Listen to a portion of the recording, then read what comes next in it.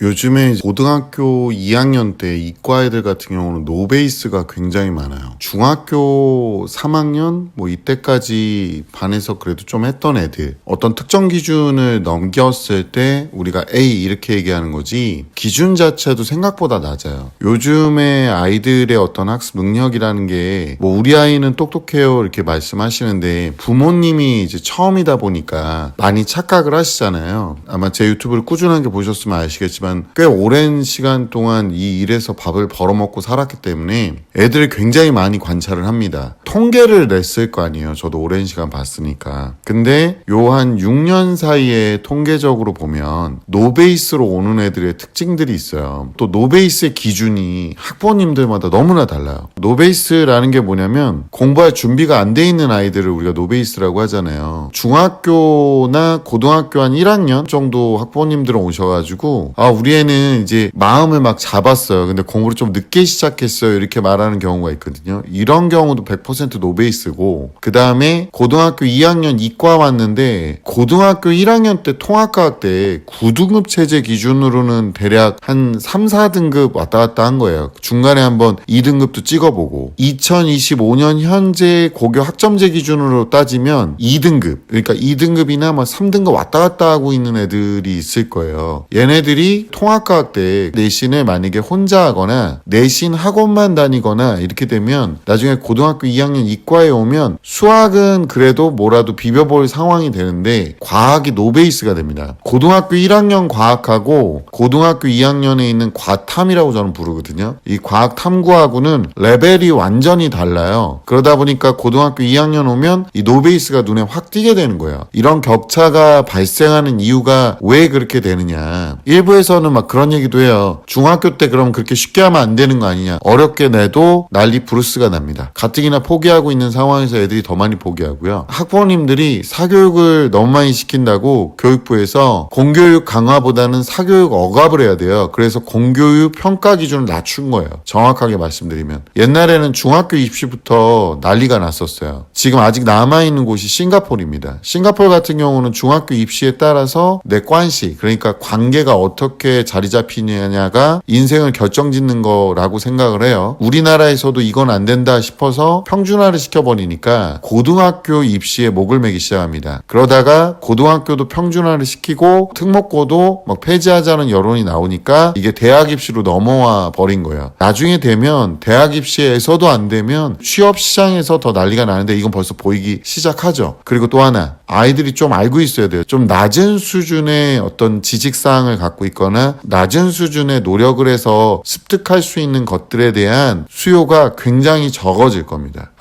이 얘기를 드려야 되는지 모르겠지만 노베이스 얘기하다가 저도 지금 여러 가지 작업들을 하고 있거든요. 학원도 운영하고 있고 강의도 하고 있고 사업도 하고 있지만 사업할 때 또는 제가 강의를 하기 위한 자료나 이런 걸 준비할 때도 현재 제가 누누이 말씀드리지만 인공지능이 굉장히 발달이 많이 돼 있어요. 무료 버전만 사용해 보신 분들은 잘 모르실 건데 유료 중에 가격이 좀 비싼 게 있습니다. 근데 하이엔드급의 인공지능을 결제해서 써보면 또 일부 대충 써보고 그거 돈만 버리던데 이거는 뭐냐면요. 본인이 프롬프트, 그러니까 질문 자체를 잘못하고 계셔서 그래요. 그러니까 사용법을 모르니까 제대로 사용을 못하는 겁니다. 정확하게 학습을 시키고 하면 이게 굉장한 효과를 갖고 옵니다. 생산성이 장난이 아니에요. 제가 영상을 1일 1영상을 할 수 있는 이유도 직원이 아니라 인공지능하고도 회의를 많이 하고 걸어다니면서도 작은 사무실처럼 사용할 수 있게 됐기 때문에 이제는 신입 직원이 많이 필요 없어진 거예요. 그러니까 아이들이 이제 이런 경쟁까지 해야 되고 노동시장은 괜찮을 거냐라고 하는데 테슬라에서 지금 2028년도라고 얘기는 하는데 2030년도만 돼도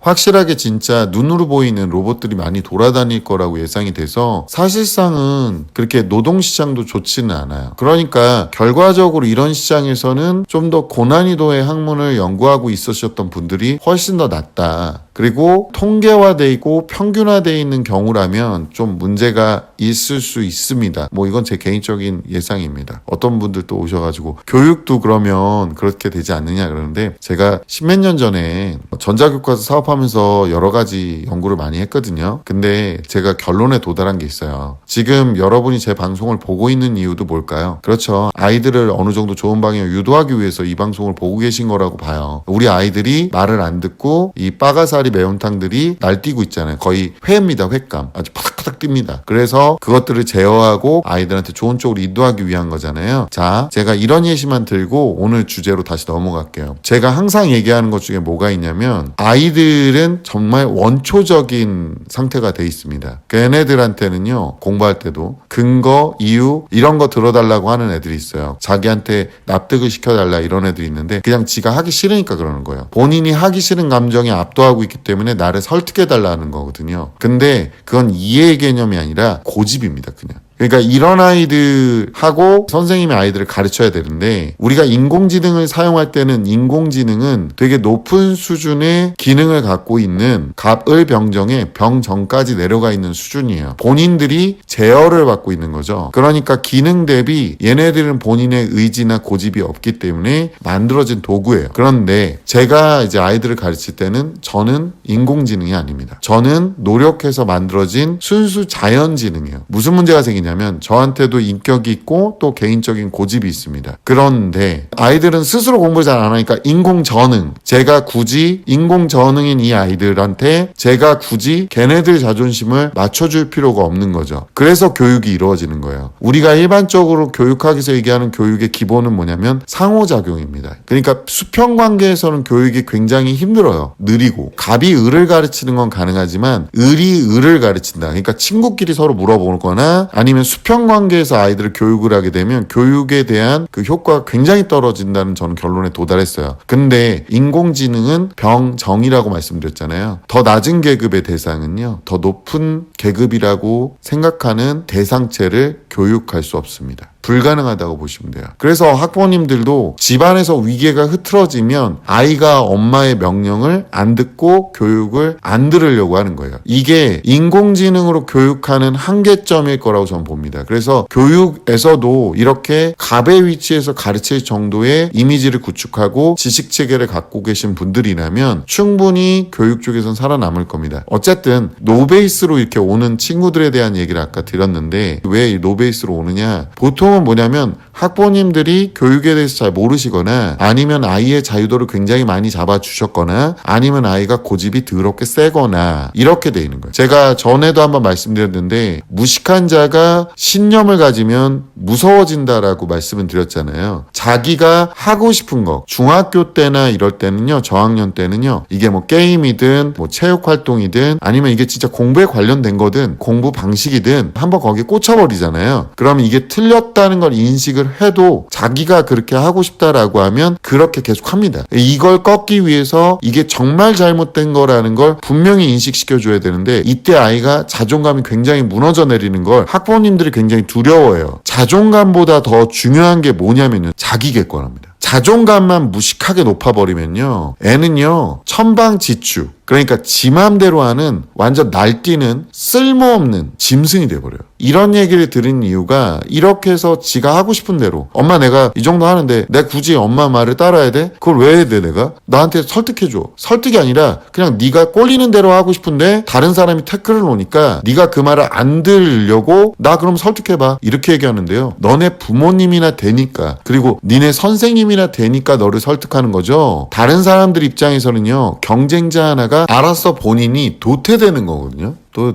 이거 듣는 또 애들 도태가 뭔지도 모르지. 너네 알아서 도태된다는데 뭐하러 그걸 설득을 합니까? 그러니까 널 설득해주는 사람들은요, 아니면 잔소리를 하는 사람들은요, 네 편입니다. 근데 본인 편을 공격을 하죠. 이게 10대의 특징이에요. 그래서 노베이스가 되는 경향이 많습니다. 보통은 지가 빠져있는 거에 그냥 뭐라 그러든 뭐하든 거기에 심취돼 있죠. 대표적으로 뭐냐면 게임, 핸드폰, 또 특이하게 뭐 독서라든가 또 자기 공부법에 도취돼 있는 애들이 많아요. 쉽게 되니까 뭐 미술대회 나갔는데 상을 타. 이러면 되게 좋아요. 왜? 간단하게 그렸는데 상을 타요. 미술대회에 나가서 상을 탄다고 네 작품을 돈 주고 사람들이 사진 않습니다. 본인이 대회를 나가서 그걸 했다고 해서 그 대회 기준이 사회 기준하고 동일하지 않을 수 있습니다. 근데 말려도 계속합니다.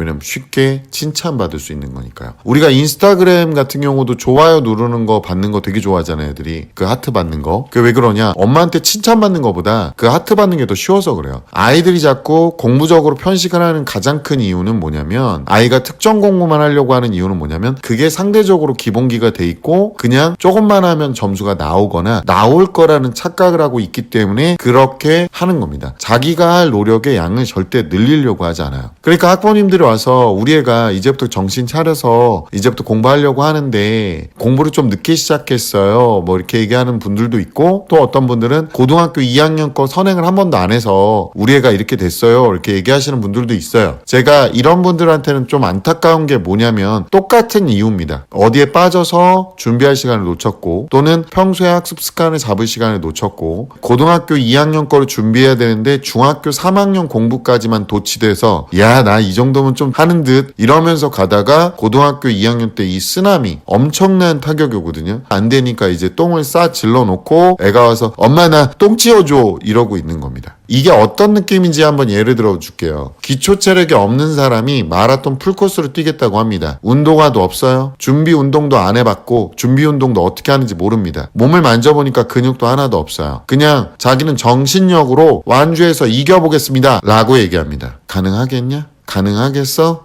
그럼 어떻게 될까요? 1km 뛰다가 쓰러집니다.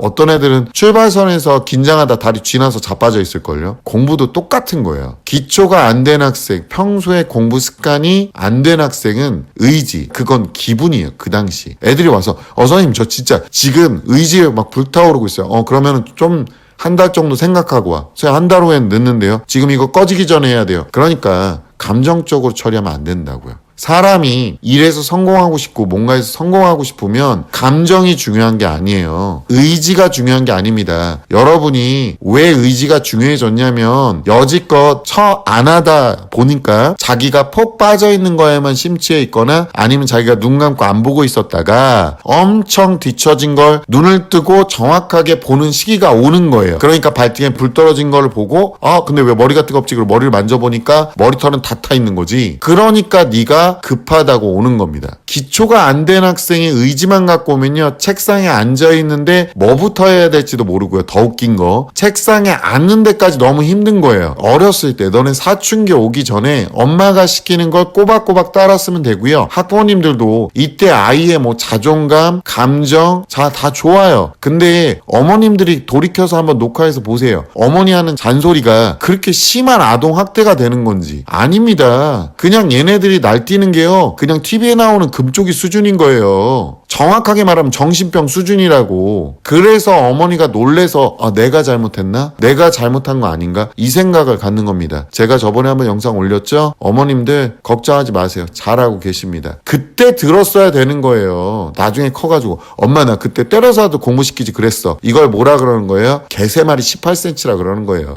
말할 때는 안 듣다가 진짜 짜증나게. 얘네들이 또 어떤 미친 행동들을 보이냐면 나는 머리가 나빠서 그런가 봐. 난 이거 원래 못해. 그런 게 어디 있습니까? 말이 되는 소리를 하세요. 원래 못하는 건 없어요. 그냥 꾸준하게 안 해서 못해진 거지. 애초에 아침에 일어나서 조금이라도 러닝이라도 뛰었어봐요. 제가 저렇게 근육이 없었나. 시작하자마자 다리에 쥐나겠습니까? 시험 때 듣기평가하는데 옆 친구 다리 떤다고 거기 집중하는 이런 빠가사리 매운탕 같은 새끼들이 어떻게 수능을 봐요. 어떻게 정시를 가고. 머리나 재능의 문제가 아니에요. 방법과 리듬의 문제입니다. 리듬 또 하면은 뭐 두둠치 이거 떠올리는 놈들이 있는데 평소 습관과 시스템이요. 사이클 말하는 거예요. 의지가 부족해서 실패한 게 아니라 시스템이 없어서 실패를 한 거예요. 엄마가 학원을 보내는 이유가 뭔지 아세요? 그 시스템의 굴레 안에 널 집어넣는 겁니다. 난 언제 인생을 내 뜻대로 살 수 있나요? 네가 네 앞가림을 하고요. 네가 돈 벌어서 네 의식주를 해결하면 엄마 아빠 아무 말 안 하고 엄마 아빠가 네 등 뒤에 엎여 있을 수도 있어요. 나도 먹여 살려주렴. 근데 근데 엄마 아빠는 네 등에 엎여있을 생각을 안 해요. 요즘 학부모님들은 다 노후 대비하고 있습니다. 자기 먹을 거 아껴가면서 너한테는 나이키 운동화 사주고 고기 반찬 해주고 지가 뭔데 하루에 한 번씩 꼬박꼬박 스타벅스에서 커피를 사쳐 드시는지, 거기는 왜 가서 공부를 하고 앉아있는지, 비싼 독서실 스카 가입시켜놨더니 세상에 감시받는다고 거기 앉아있는지. 그러니까 네가 노베이스인 거예요. 네 부모님도 노후에 노베이스 만들고 앉아있는 거야. 발등에 불 떨어졌을 때는요, 네 대가리는 다 타 있습니다. 시험 다가오고 수능 때 다가오고 또 남들 다 입시하고 있고 남들 성적 가끔 보니까 와 나는 무슨 원시인인가 싶으니까 갑자기 의욕이 생기죠. 이것까지 안 하면 인생 존망한 것 같죠. 근데 웃기지 않아요? 꼭 그렇게 마감 직전에 움직여 준다는 게, 그러니까 며칠 못 갑니다. 제가 말씀드렸죠. 공포 기반의 의욕이에요. 이게 발등에 불 떨어졌을 때만 작동하는, 공부 절대 오래 못하는 그런 의욕이라고요. 너는 지금 생각했을 때는 끝까지 할 것 같잖아요. 기초가 없으니까 루틴이 없고 루틴도 없으니까 습관이 안 됩니다. 그러니까 자꾸 의욕을 찾는 거예요. 공포 기반으로 움직이려고. 제가 진짜 팩트를 때릴게요. 얘네들요, 용어 기반으로 시작을 해야 되는데 용어가 정의가 정확하게 암기가 안 돼 있어요. 기본 공식 외우는 거 안 돼 있죠. 쓰면서 좀 외우라는데 말 더럽게 안 듣고 급한 거야. 양이 너무 많아 보이는 거죠. 영어 포기하는 애들 대부분이 뭔지 아세요? 문법 때문이 아니에요. 단어 때문이지. 수학도요, 애들이 수학 기본 공식 하나 보고 원리 하나 듣고 문제 계속 풀어요. 그건 수학이고. 근데 물리학이나 화학, 국어, 영어는 기본 용어도 정확하게 다 알아야 돼요. 용어, 단어가 제대로 안 돼 있으니까 얘네들이 공부를 시작을 해도 뭔 소린지 대부분 모르는 겁니다. 거기다가 마음이 급해요. 그러니까 그 용어 외우는 거 자꾸 스킵합니다. 눈으로만 대충 보거나 아니면 좀 찾아보고 알겠네 이러고 가요. 이거부터 하셔야 돼요. 차근차근 하셔야 돼요. 정말로요. 제가 공장에서 예전에 일할 때요, 칭찬을 참 많이 받았거든요. 속칭 아세이라고 불러요. 거기서는 이걸 서로 조립하는 단계가 있잖아요. 그럼 제가 어떤 방식으로 하냐면 천천히 조립해요. 그 사람들의 속도로 따라가려는 게 아니라 천천히 한 단계씩, 느려도 혼나도. 그리고 나서 시간이 한참 지나 있으면 엄청 손이 빨라집니다. 공부도 똑같은 거예요. 기본기부터 천천히 하시는 거예요. 늦었는데 기대되는 어떤 결과물들이 있거든요. 빨리 한다고 되는 게 아니에요. 오류가 계속 나고 중간 단계에 망치고 손이 엉키고 이렇게 됩니다. 기본 용어부터 차근차근 학원에서 시키는 거 다 소화하려고 드셔야 돼요. 차근차근 용어를 외우고 해야지. 저는 용어 정의 외우는 거는 싫고요. 그냥 이해부터 하고 문제로 외울게요.